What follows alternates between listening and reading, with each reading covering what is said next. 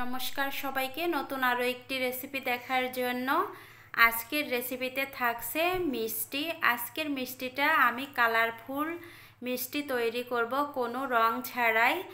10 টাকার গুঁড়া দুধের প্যাকেট দিয়ে আজকে আমি এই বেবি সুইটগুলো তৈরি করব।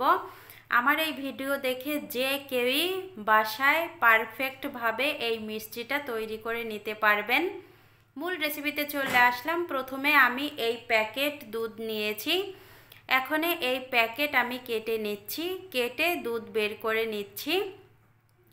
এখানে আমি 4 প্যাকেট ব্যবহার করছি। আপনারা আপনাদের পছন্দ অনুযায়ী কম বেশি করে নিতে পারেন।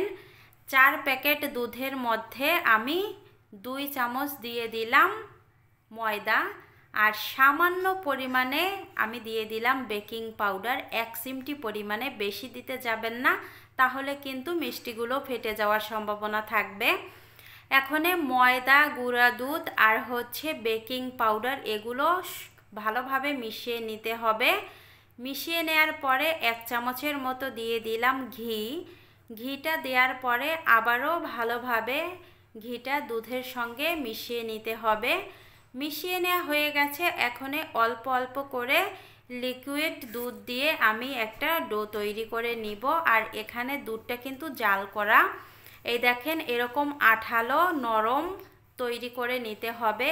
শক্ত যাতে না হয় সেদিকে খেয়াল রাখতে হবে। আমি 2 মিনিট রেস্টে রেখে দিয়েছিলাম। 2 মিনিট পরেই দেখেন একেবারে শক্ত হয়ে গেছে এই দুধের মিশ্রণটা।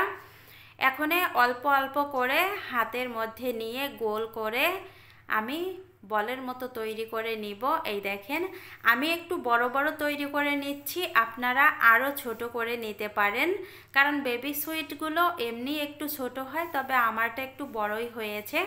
সবগুলো তৈরি করা হয়ে গেছে। এবার চুলায় চলে যাব। যদি এই বলগুলো ফেটে যায় তৈরি করার সময়, তাহলে বুঝবেন আপনার ডোটা ভালোভাবে তৈরি হয়নি। এখন কুসুম গরম তেলের মধ্যে এক এক করে আমি এই মিষ্টিগুলো দিয়ে দিলাম। মিষ্টিগুলো দিয়ে কোনো কিছুর সাহায্যে কিন্তু নাড়াচাড়া দেয়া যাবে না। এরকম একটু হাতল ধরে তেলটা নাড়িয়ে দিবেন, তাহলেই হবে। আর কিছুক্ষণ পরে দেখবেন এই মিষ্টিগুলো একা একাই তেলের উপরে ভেসে উঠছে। এই দেখেন সবগুলো মিষ্টি যখন ভেসে উঠেছে তেলের উপরে, তখন আমি এই যে নেড়ে চেড়ে দিচ্ছি। সাদা যে মিষ্টিটা তৈরি করব, এখন এই যে এরকম কালার যখনই আসবে তখন এখান থেকে কয়েকটা মিষ্টি উঠিয়ে নিতে হবে। এবার গোল্ডেন ব্রাউন কালার হয়ে গেছে, এ পর্যায়ে কিছু মিষ্টি উঠিয়ে নিলাম। আর কিছু পরিমাণ মিষ্টি আমি কালো করে ভাজি করে নিয়েছি। সব মিষ্টিগুলো ভাজি হয়ে গেছে। এখন শিরাটা তৈরি করার জন্য 1/2 কাপ পরিমাণ চিনি নিয়েছি আমি। 1/2 কাপ চিনিতে আমি 2 কাপ পরিমাণ জল দিয়ে দিব।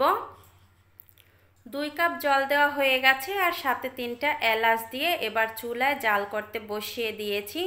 যখনই জলটা ফুটে উঠেছে তখন গ্যাসের ফ্লেমটা আমি একটু মিডিয়াম হিটে রেখে আগে যে মিষ্টিগুলো যেগুলো আমি কালো করে ভাজি করেছি সেগুলো আগে দিয়ে দিলাম। কালো মিষ্টিটা যেহেতু কড়া করে ভাজি করা, এজন্য সময়টা একটু বেশি লাগবে। এজন্য এটা আমি আগে 3 মিনিট জাল করে নেয়ার পরে ঢাকনা দিয়ে বাকি মিষ্টিগুলো দিয়ে দিলাম।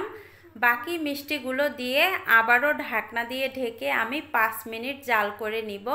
গ্যাসের ফ্লেমটা মিডিয়ামের চাইতে একটু বেশিতে রেখে 5 মিনিট পরে ফিরে আসলাম। এবার মিষ্টিগুলো খুব সুন্দরভাবে হয়ে গেছে আমার।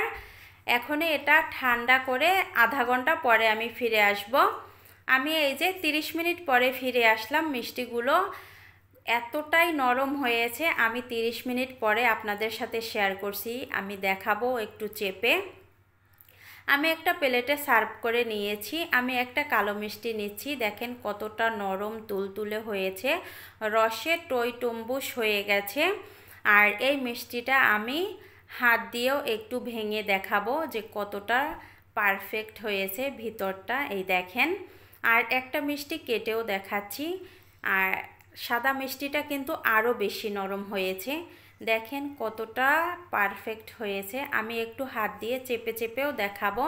আমি বলবো আপনারা বাসায় একবার হলেও এভাবে ট্রাই করে দেখবেন। আজকের ভিডিওটা এখানে এন্ড করলাম।